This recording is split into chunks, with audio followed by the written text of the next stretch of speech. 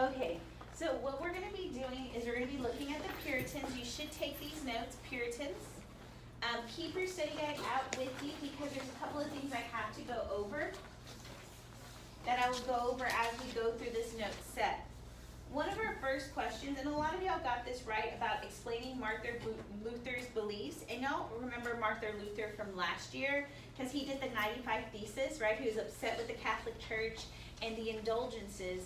And one of the things that he was upset about was the passiveness of religion, that people just went to church and the minister just talked at them, and they really didn't take anything away.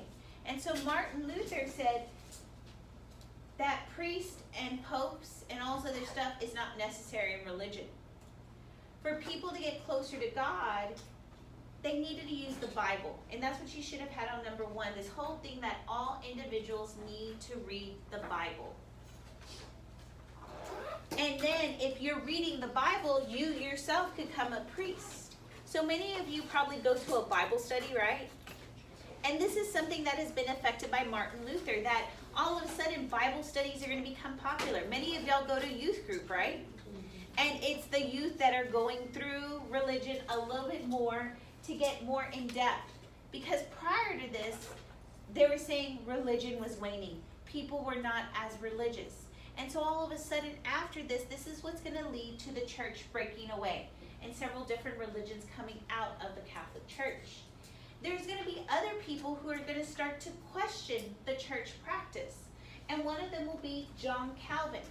John Calvin is going to look at one specific thing of the Catholic Church, the indulgences, that you could pay your way to heaven. And he says, really, that's not the way how religion is. He says, yes, God is omnipotent. He knows what's going on. But God knows, this is what the second thing is, he knows who's going to heaven and he knows who's going to H-E double hockey sticks, right? He says, from the moment you were born, you're a glimmer in your parents' eye. He has already put some people going to heaven and some people going to hell. And those people who are going to heaven, y'all had this on your study guide, right? Some of y'all just put souls, okay? But the elect are people who have been guaranteed eternal bliss.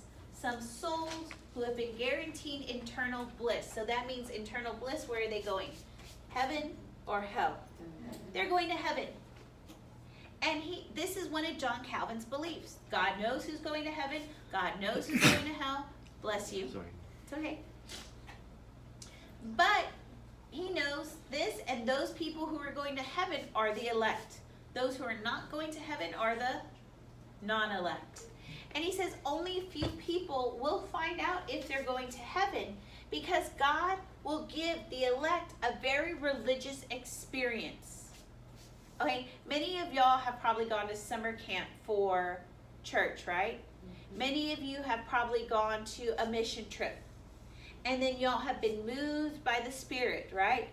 That you felt God, okay?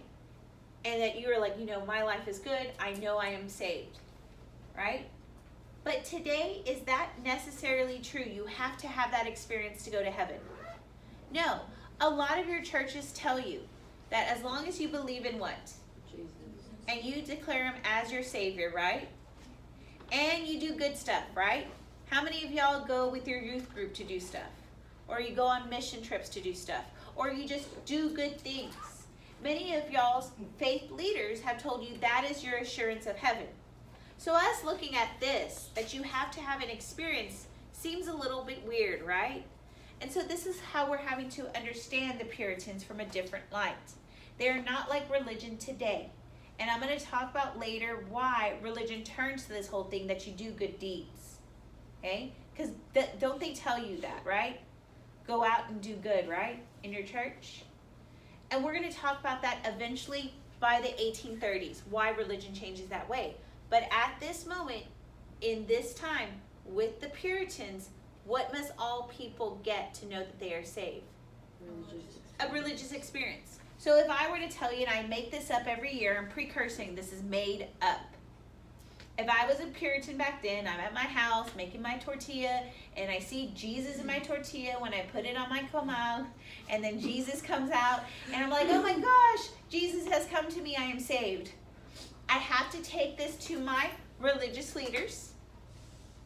They would look at it, they would interrogate me. Doesn't this sound like the crucible? Yes. They're interrogating people, right? They're looking at what's going on, and I say, okay, look, I am saved. I was making my tortilla on my average day. I turned it over. The brown spots came out to looking like Jesus. And I knew at that moment that I've saved. And they would interrogate me. You came into a weird part. Just come with us. Okay? And so we're going to see that you had a revelation, an experience. It may be something that you're out doing something with your church to experience that. Or maybe something mundane, and people were taking these mundane things to their clergy, and they were assessing. They were judging. Is this person really saved? But if your clergy agreed to it, you are then elect. You are going where? So is everybody now being very pensive, looking inward to what they're doing daily to see if they're saved? Are they looking at what other people do? Which sets up what's going on in the crucible, right? Because everybody's going to start coming in and talking about what's going on. So Puritans, we are going to realize they were Calvinists. They're also Protestants. But they have issue with Henry VIII and the Protestant church. Because Henry VIII, what was his true reason to get away from the Catholic Church? He wanted to divorce. He wanted to divorce his wives because most of his wives didn't give him what? Children. They gave him children, but not what type of child? A son. Y'all remember that video y'all had last year with Mary, Henry. It was with the ABBA band. Oh, yeah. Yeah, y'all remember that, Miss Ramirez? Yeah, I'll do it at the end of class with all his wives that went around him. And then, Making a musical out of He it. killed a lot of them. yeah, That was the first one he tried to divorce. yeah, and so because he doesn't have a male heir, he really has issue with the Catholic Church not allowing him to have a divorce. And so he breaks away with the Catholic Church and creates the Protestant. But does he change much? And that is why the Puritans on question 5 have issues with Henry, right? That is question 5. Henry VIII, because he did not get rid of, or he did not decatholicize. He did not fix. He did not remove all of these Catholic type practices. And he said he was, but was he fast with it? He was very slow. And then also some saved people were sitting next to the people who were damned. And so that really upset the Puritans. So the Puritans, what they're going to do, they're going to be persecuted for their ideas and asking for reform. And a lot of them are going to come to the Americas. They're going to come to the Americas and they're going to be considered non-separatists. They want to come and get religion right, and they're hoping once they get religion right that they will be invited back to the Protestant church. Do you think they're going to be invited back? No. We know of another group of people who came over called the Pilgrims. Y'all remember the Pilgrims? Y'all do Pilgrims and Indians when y'all are in elementary school. Pilgrims all dressed in stark, right? The Pilgrims are separatists. They're like, dude, we're done with the Protestant church. We don't even want to go back there. Let's get to Plymouth, okay? And they don't even want to go back to England because they're tired of the Protestant church. So what we're going to look at today are the beliefs of the Puritans, along with why did Anne Hutchinson get in trouble. One of the things you're going to realize in history is anytime we talk about a woman, she is getting there because she's probably broken a law, she's probably challenged a barrier, or she's very unpopular, right? And so we're going to talk about Anne, like we'll go through history, like Joan of Arc, she challenged stuff, right? We see Amelia Earhart, she challenged a barrier, right?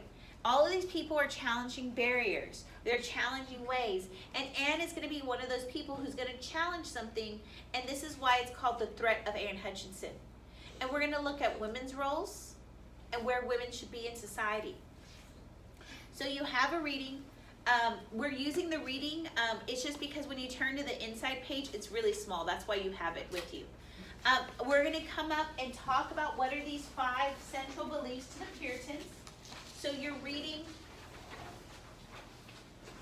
This is the reading. I know it looks really big, but this first part is just talking about Anne moving to Massachusetts with her children.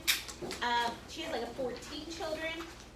But when I looked at that ship's list, did they have a lot of kids? Mm-hmm. Yes. It is common at this time that people have double digits of kids. Okay? This next thing, we're not really going to reflect on those questions because I have other questions that we're going to look at. This next part just talks about originally, y'all probably seen that most of these immigrants who are coming over that were Puritans should have come to Jamestown, right? But they didn't land in Jamestown. So if you have that on 6, that's wrong, right? They landed in Plymouth, they landed in New England. And so there's other groups of people who are going to come over, which we're going to talk about on Friday, the Quakers. But what group we're looking at is the Puritans who did not land up where they were supposed to. They landed in Massachusetts. So I'm skipping this whole front page, and I'm going to go to the next side.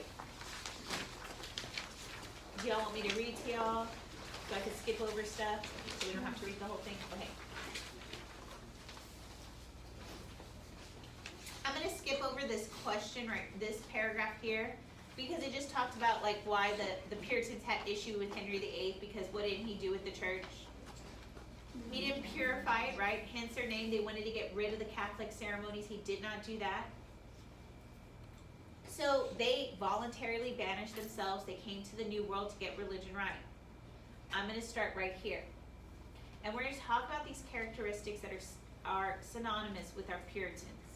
So there's at least 5 central characteristics of the American Puritans. First, the idea that the Massachusetts Bay should be a city upon a hill. That it should, a city upon a hill, implied the New World experiment was kind of a holy mission. Here's my first thing. They're a holy mission. That's what I'm going to put on 1. So who has challenged them to this? Who has challenged someone to a holy mission? I'm going to put this in my note right here, holy mission. Who has challenged them to this holy mission? God. Okay? So success could be very important stimulus to religious reformers back home in England. Because remember, the Puritans wanted reformers to fix the church. So they were like, if we come here, get religion right, it will influence the church to fix itself, get rid of those Catholic practices. Failure in the mission, however, would be disaster. The Massachusetts settlers carried themselves with a double responsibility to create a successful, orderly, godly community in the New World and to serve as a perfect, shining example. So yes, they're a mission, but they're also an example. So they have the responsibility to be successful and orderly. So if they want to be successful, can we allow for people who are crazy and who are challenging the church authority? No. So does this set up the crucibles idea that they're interrogating these people because this mindset of paranoia and anxiety have been set up by this religious group that goes into this area? Okay. A belief in the covenant of grace. So this is my second one. Was the second important aspect of the New England way.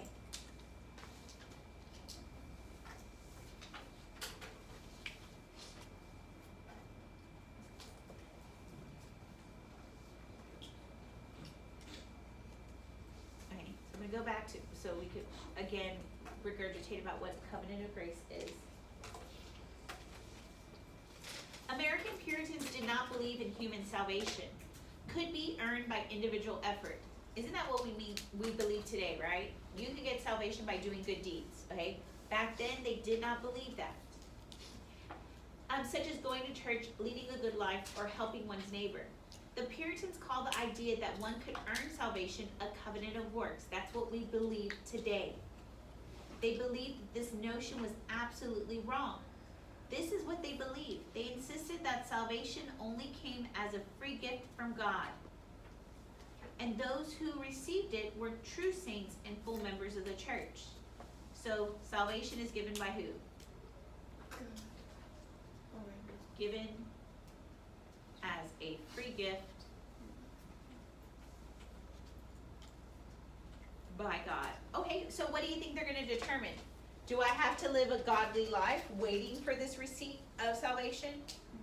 Yes, and so people want to live a godly life. And so if Justin is going crazy and he's getting in Sarah's way of living a godly life, was she going to tell him something? Yep, she was going to tell him something. She was going to be so forthcoming because he's getting in the way of her godly life.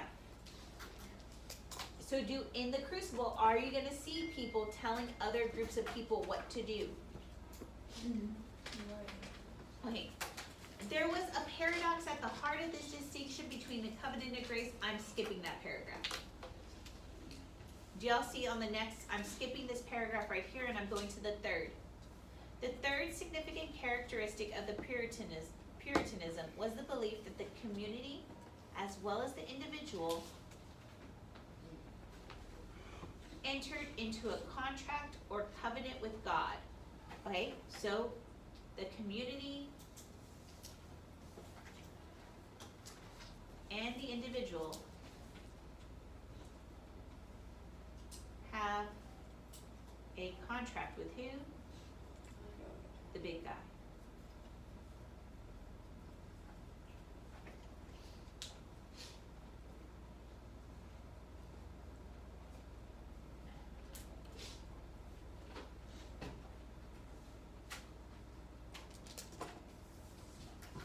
So, seeing themselves as the modern version of the ancient Israelites, Puritans believed that God had made a specific contract with the Puritans of New England.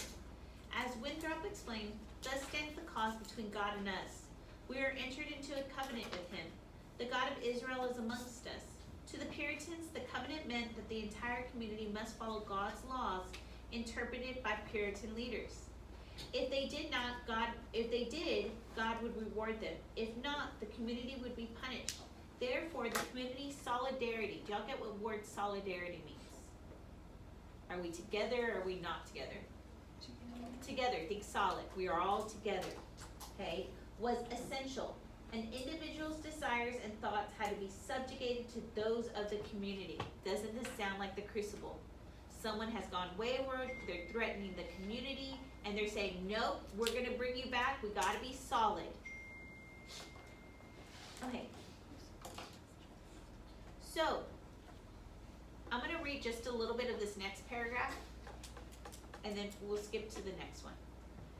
Thus, although the Puritans had religious freedom for themselves, they were not really willing to grant it to others. Dissent and discord, they reasoned, would lead to the breakdown of the community cohesion. So, Anne Hutchinson is going to introduce some ideas that threaten the Puritans. Could they allow Anne to bring up those ideas? No, because if Anne brought up ideas that threatened the community, what did they have to do to her? Get rid of her, because this dissent and discord would do what? Break the community apart. I want us to flip to the back side of this notes. Because it says right here, from the Anne Hutchinson's reading, described by the Puritans could not allow dissent within their community. What would happen? Dissent would what? Dissent would what?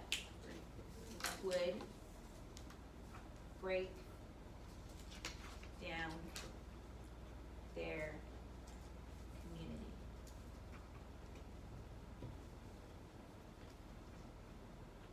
So, if one person is going wayward, is it the job of just one person in the community to tell him?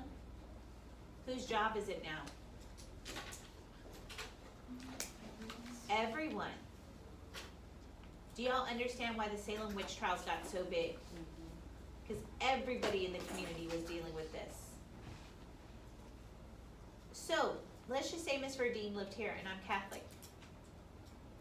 Are they going to make me do the Puritan way? Why? Look back at this. Dissent, me being Catholic, would do what? So on Sunday, would they let me go practice my Catholic religion? Where are they going to tell me on Sunday I need to be? Church, Puritan church. On Wednesday, when they have Wednesday nights, church, right? Where am I going to be? Their church. If they count me, they see me with my rosary. What are they going to do? take it away. They say it is the Puritan way. So yes, they were founded for religious freedom, but was it really for all? So are these people going to be tolerant or intolerant? Intolerant. Let's go back to this side. So there was a hierarchy. I'm moving to this paragraph right here. There was a hierarchy of authority in Massachusetts that controlled both the colonial's church and the government. Within the hierarchy, the ministers played a very important role. So this is, we're not going to write out this as a sentence. We're going to do a chart like we've done with the Chesapeake, right? We're going to do this as a chart, and I'm going to put it like this to the side. This is point number 4. Okay, it said who was at the top. There was a hierarchy, and the minister played a very important role. So where do you think the minister is? At the top. When we did our list earlier on that immigrants to New England, did we see the minister at the top of that list? Yes. The minister was expected to be highly educated, so what's going to be created to educate these ministers? School, is it schools that we saw in the community, or is it colleges, such as what? Harvard. Okay, so expected to be highly educated and articulate, the ministers of each Puritan church were to be the teachers and the leaders of their respective congregations. Of course, civil officials of Massachusetts Bay, such as the governor and his council, were good Puritans and full members of their church. Their job was to ensure the laws and practices of the civil government were in accord with the requirements of living a godly community. Civil authorities were thus expected to support the religious authorities and vice versa. So who's next? The ministers are creating the law, they're leading the community, but who's helping the minister? The government. So this is what I'm going to put next, government. Okay, within the church, is there another group of people who help the minister? If you think about going to church, does the minister do it all? No, he has people who help him. Do y'all know what those are called in the church? Well, deacons in certain churches. The clergy. That is our next group. And the clergy consists of people who do the readings, right? People who help with the Eucharist. People who help, have you ever seen the people who help with the tithing when they take the basket around? Ushers, we call them ushers, but they're part of the clergy. Are these people very religious? Do they just tell the average person who comes into the church the first time, you're part of the clergy today? No. These are people who have been very faithful, who are helping, so they have an elevated status in their church. I want you to tell me who would be next in this society. These are the people who've had that experience that they're going to heaven. The elect. Who would be next? The non-elect. These are the people who are waiting for their conversion experience. And then I'm going to make another group of people. The non-Puritan. Okay, so here is my diagram. Does this diagram look like my Chesapeake diagram where I have the planter oligarchy up on the top and the slaves at the bottom? No. This social pyramid is based on one's what? Beliefs. The more religious you are, where are you? At the top. The less religious you are, you're at the... But when I look at my Chesapeake, we said this one was based off what? Money. Money was equated to what? Land. So the more land you own, you're at the... The less land you own, you're at the... Was this what caused their motivation? Was to make money? Yes, right? And so their motivation kind of reflects the social pyramid. Looking at their motivation, was their motivation religion? Did that affect their social pyramid? Okay. We got one more belief. We just did our pyramid for number 4. Okay. Do y'all see where it says finally in our reading? Finally, the New England Puritans placed more emphasis on than the English Puritans on the importance of having a conversion experience. So that's our last one. What was my experience that I took to the clergy that I was at this time? The tortilla, and I said, look, I've seen God, I've had this experience, I know that I'm going to what? Heaven. So we're going to come back and read a little bit more, but let me just go over some other Puritan beliefs. They created a Bible commonwealth. And what that means, it's not a theocracy, it's like a Puritanocracy. Because really, in a theocracy, the king is in charge of the government and of the church. But in this one, we have two separate people, right? The minister's in charge of the church, and then we have the government that's in charge of the governor, right? Who's the person leading them. So we have two separate people, right? But is it really separation of church and state? No, because who's enforcing whose laws? The church laws. The government is enforcing. So it's not really a true theocracy, but we're saying that this is the commencement of separation of church and state. But really, is it? No, because the government is enforcing the church laws. Eventually, we'll get to the First Amendment where we have religious freedom because of other groups of people. In this, the elect were the only ones who could vote. So what does it mean? If you're elect, what did you have to have? Experience that you have been saved. So is this really self-government for all? No. Is it limited self-government for those who are what? Elect. The church existed to present the moral code. It was the state's job to enforce it. I talked about why this was kind of separation of church and state, but really not, right? Yes, we have two different people running the government and one the church, but the government exists to enforce the church law. Puritans believed in moderation, but they did dabble in worldly pleasures. They did restrict dress, so we always think of Puritans as black dresses, but that's actually just pilgrims. If you ever seen a Puritan that is wearing stark clothing, that's because they're the lower class. If they have more colorful clothing, they're from the higher class. Music could only be in the meeting house and church. Divorce is common. Because if people are having trouble at home, does that seep out to the community?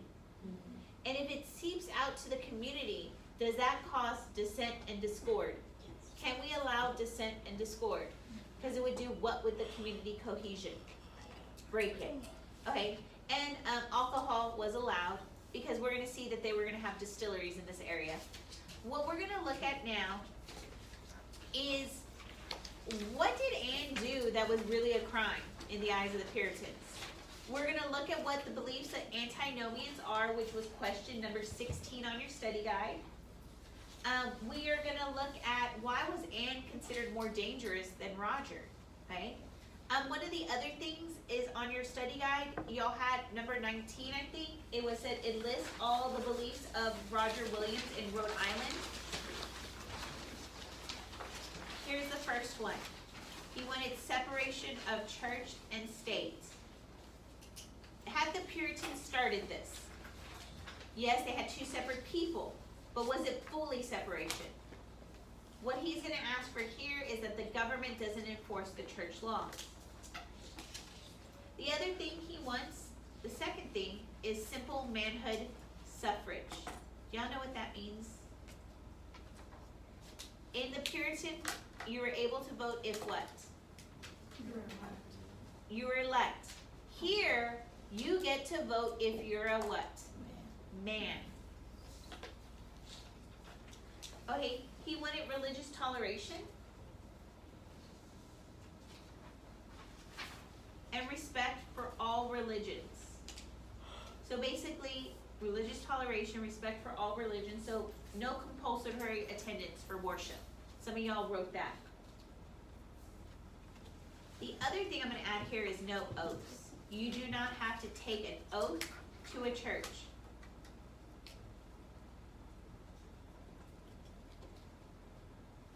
The last one is no taxes. I have two other things here. He treated the Indians fair. He thought the colonists treated them unfairly by exterminating them in the Pequot Wars, and he will pay the Indians for their land. A lot of y'all had the Quakers in there. That wasn't one of his beliefs, okay? Eventually, when he moves to Rhode Island, he will establish the Baptist Church. So this is 19. We're going to come back and look at antinomians, what crime did she commit, and why is she more dangerous. So we were right here in our final belief. I'm going to flip over the page.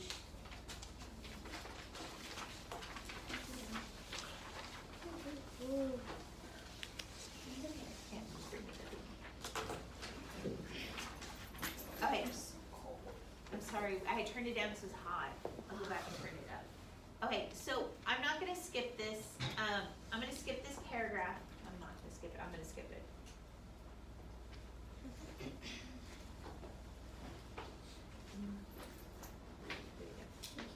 Okay, this is just John Winthrop talking about interpretation.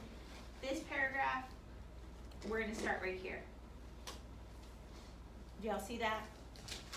By 1630, however, one of the disputes had grown to such an extent that it threatened the religious and secular unity of a colony. Can we have that?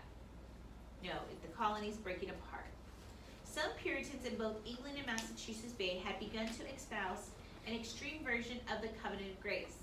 They believed that having been assured salvation, an individual was virtually free from man-made laws and church and state. Here's the definition of antinomianism. An individual was virtually free from man-made laws, both of church and state. A lot of you on your definition of 16, y'all said it's against the law. But really, is it more than being against the law? It is, you are free of church law, so do I need to listen to my minister? No. I'm free of state law, so do I have to listen to the governor? So let's just apply this to today.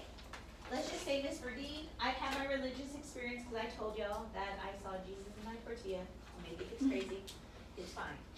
But I'm going to go down 77 at 100 miles an hour. The police are going to stop me, right? Because it's a 40 miles per hour. And they're like, can I see your driver's, your registration, and your insurance, right? I give it to them, and the cop's like, we're going to give you a ticket. And I was like, no, don't worry. This means nothing to me. I am saved. I'm going to heaven, whatever you do. And he's going to look at me like I'm crazy, right? And immediately, what is he going to do? Send me to jail, because they need to hold me for something. I'm crazy. I must be on something. Why does the police have to stop me when I'm going 100 miles an hour? I'm endangering others. And if one person sees me going 100 miles an hour, what is someone else going to do? They're also, have you ever seen those guys, they rev up their cars and that other guy revs up his car, right?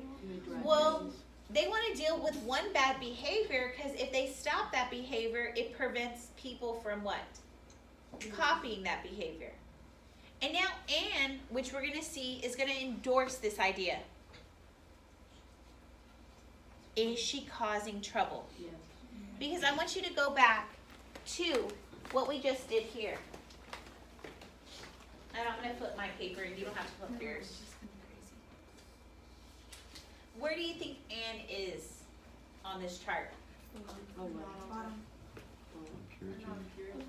Well, she is Puritan, and she will have a religious experience. So where is she? The elect. So Anne now is giving this idea. Are they going to have problems? Yes. Because all of a sudden, it's this group of people not listening to who? The government and the minister. And they're very fearful that who will follow the elect? The non-elect and the... And what just happened to the social pyramid and the community? Okay. We're going to read a little bit more. So we know what antinomians is. We're going to read a little bit more, because not only... It really wasn't a crime for her to have a belief. So we're going to really look at what crime did she commit beyond antinomianism. But y'all get on 16, it's not just being against the law. It's also being against the church. So again, there's antinomian, anti-meaning against, blah, blah, blah. I'm going to skip that. Many people looked at this and they were like, oh my gosh, this is threatened to community cohesion. Okay. I'm skipping that paragraph and I'm moving to this paragraph. Do y'all see into?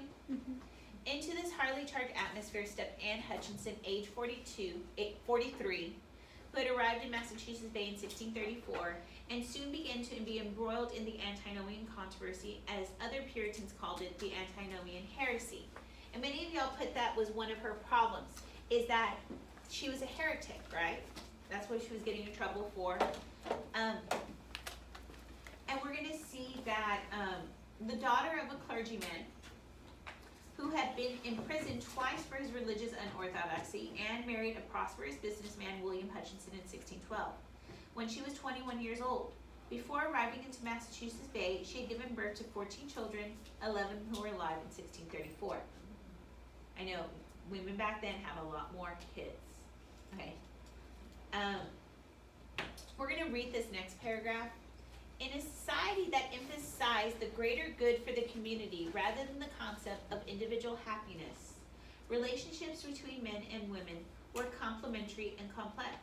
New England goodwives, married women were called, performed a variety of tasks essential to their families and communities. Spiritually, they were equal to their husbands in the eyes of God, but economically and politically, wives were expected to help and supplement with their husbands' public activities. In other words, both men and women had the rights and responsibilities with respect to each other and their children and their neighbors, their community, and their church. In carrying out these responsibilities, male and female roles sometimes overlapped, but more often they were divided into public, male, and private, female spheres. Okay, so what's the role for the woman? Just after doing this, where should the woman be? At the home. Where should the husband be?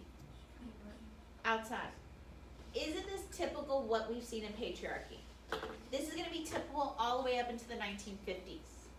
Okay, so and her place is the what? Home. Okay. I'm skipping this next paragraph because it talks about divorce, that it's common.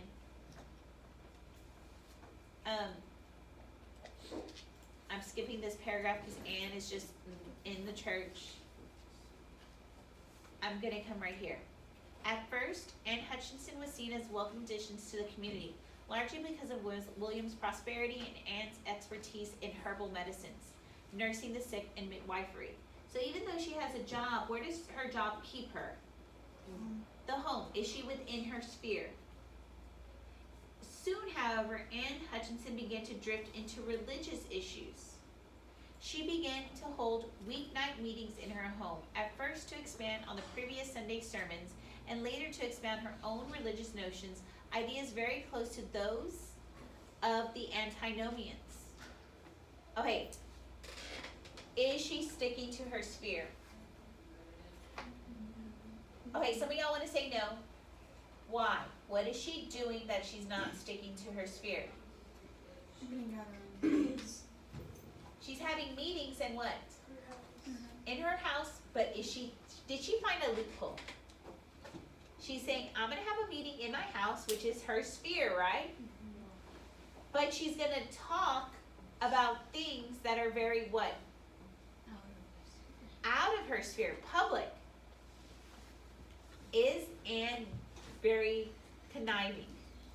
Yes. She wants to talk more about religion, and in the eyes of God, is she equal in religion? Yes, but what she's talking about, antinomianism, is that a very public thing that could threaten the cohesion of this community. So how are the people going to look at Anne? Good girl, bad girl? Bad, because she's not staying in her what? Her sphere. And her sphere should be what? The home. So we're going to read a little bit more about, there's going to be a trial. In November of 1637, Anne's brother John Wheelwright, another Puritan minister, was banished from the colony because of his radical sermons. Anne was brought before trial with the General Court of Massachusetts Bay, with Governor Winthrop presiding. The court met to decide the fate of Anne Hutchinson. Privately, Winthrop called Hutchinson a person of nimble wit. What does it mean when you call a person, you have nimble wit? They're dumb. Okay. He said they have active spirit and a very voluble tongue. So she's active, she does stuff. A voluble tongue means that she talks a lot, because a lot of volume. So why would John Winthrop want to call Anne a person of, she just talks a lot and she's dumb? What is he? He's trying to discredit her. No one would believe her. If someone calls her dumb and says she just talks a lot of junk, he's going to dismiss her because he's very fearful that what would happen if Anne's talking all this stuff. People will actually listen. Is it people would start to listen or who would start to listen? None. Who would he be very fearful? I'm going to read this next thing and then we'll talk about who would be very fearful who would follow Anne. Winthrop himself believed that women should be submissive and supportive like his wife and sister. There was ample support for his position in the Bible, no matter what he thought of Hutchinson's ability. Publicly, the governor was determined to be rid of her. So who is he now fearful? Anne has all of these ideas, right? She's expounding them, but she's being very clever doing them in her home, but they're very public ideas that can take down the solidarity of a community. But who is he fearful? Is he really fearful of the non-elect? He's fearful that other women would follow Anne, because not only would this break down the community, but what else would it break down? The society. What is it? Patriarchy. The patriarch society. So now let's do a comparison. Roger, he brought all these ideas. Would this challenge the Puritan, is this challenging the Puritan community? Separation of church and state. Simple manhood suffrage. Does that challenge the Puritan ideas? Religious toleration. Does that challenge the ideas of the Puritans? No oaths to the church. No taxes. That basically breaks the whole community down. So does Anne's ideas, right? But why would Anne be more dangerous in the eyes of the Puritans? Because yours don't just apply to religion, it applies to everybody. It applies to Other everybody, people and he's listen. also fearful that the women would get on her bandwagon and they've thus lost what? Everybody. The women, their society, and the patriarchy whole. Okay, so do y'all now why Anne would be considered more dangerous? Both Roger and Anne's ideas break the community apart, right? Antinomianism, and so does Roger's ideas. But Anne's ideas threaten what? Everything. They threaten the what society? Patriarchy. Okay.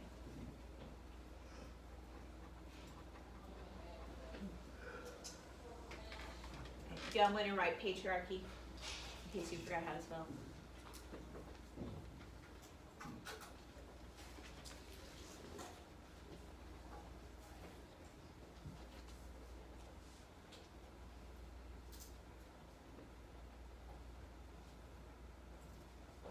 Okay, so what do you think is going to happen to Anne? Banished. Kicked out. So what crime did she commit? Treason, right? She's challenging women's roles, right? Okay.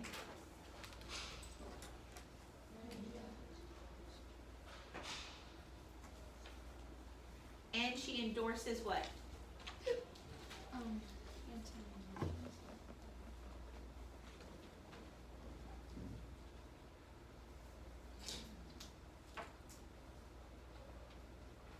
So Anne will be kicked out. Her and her 14 kid or 11 kids that are alive. She will be pregnant, and she's gonna go. What's the place where they kick out all people? Rhode Island. She's gonna go to Rhode Island. On her way there, they find out she is pregnant, and she has a miscarriage. And so people of the Puritan society say, "Oh, that's a sign of evil." Because when the baby does come out, when they have a miscarriage, most people call them monster babies. And at that time, if a woman had a miscarriage, they were like, that was a source of evil. She was evil, that's why she wasn't able to carry to term. And so Anne will go to Rhode Island. Okay, so now that we've gotten through this, I just need to talk about Puritans. They believe salvation through a covenant of grace. What does that mean? How do you know you're going to heaven? You have an experience. Okay, the other thing is they said you glorify God by your life, the way you live your life. So if you're a godly person, you're day in, day out living a godly life. And everybody has to find a calling, which was on your study guide, right? Calling. What a calling means is that you're doing God's work on earth. But that means finding a job that you really like and pursuing it. So just not taking a job just to get paid, but taking a job that you would glorify your love for God by doing your job well. So if I came to school every day and I said, guys, just read this, fill out the questions, and I take a nap, am I glorifying God in my life? No. So they're saying whatever job you do, and if that's your calling, you're going to do it well. Let's just say you take a job, like I worked at Bill Miller's. It was a barbecue place in San Antonio. Was that my calling to do barbecue? I realized very quickly, I do not want to make barbecue sandwiches. This is not my calling. And so I realized that, and I went and found college, right? So I could find my calling, so I could glorify God in it, right? And so this is what the Puritans are saying. Are the Puritans going to be highly productive people? If they find their calling, and their calling, they have to do it good because they have to glorify God in their work. So this area that has very minimal resources, are they going to be able to cultivate it into a Garden of Eden? They have very minimal stuff. Are they going to be able to do stuff with that minimal? Because if they just sit there, they're like, God gave us crap. I guess I just have to deal with it, and we'll just sit back and just starve. We have rocks. Are they just going to sit back and just be like, I got rocks, and cry about it? No, because they have to figure out what to do with it. So what did they figure out to do with their resources? That they were going to be what? They saw the trees and they were like, oh, what should we do with them? Cut them down. We had some lumber people. Then we had some people who took that lumber to what? Make ships. And then we had some people who used those ships to become what? Did they start glorifying their God? Despite what they were given, they glorified God, and they're like, oh, we got this, so let me do this with it. So they realized their calling became a form of worship. We realized they will work very hard. They're very thrifty. Do y'all know what thrifty means? It's not, they don't go live out in exuberance where they're buying like Bentleys back then. Okay, they're living within their means. Okay. I don't know, like I always tell, like I remember when I grew up when I was little, I was like, Mom, we could go out to eat. She's like, you have food at home. That was my mom being thrifty. Do your parents tell you that? Yes. That's your parents being thrifty. Okay. And they're like, well, you're just not hungry. Yeah. And like what if my dollar wants KFC macaroni, but that's like $2.50 and I can make it for $1 at home. I'm thrifty. It's better. Huh? It's better. Yeah. She doesn't believe me, but and then I had to make up a lie. I was like, I have a student who works there. They may spit in your food. And she's like, what kind of teacher are you? I was like, good. I'm doing my calling. People don't like me. They're going to spit in our food. Okay. Okay. Man can serve God through an occupation, and wealth is a gift from God. So eventually, these people, are they going to become economically motivated? And if they become economically motivated, what's going to happen to religion? Going to wane, and we'll talk about that later. The Puritans had a strong work ethic. They had limited self-government because who could only vote? The elect that had to have what? Conversion experience. They did have the beginnings of democracy with the town meeting and the congregational church. They supported education through taxes. Why?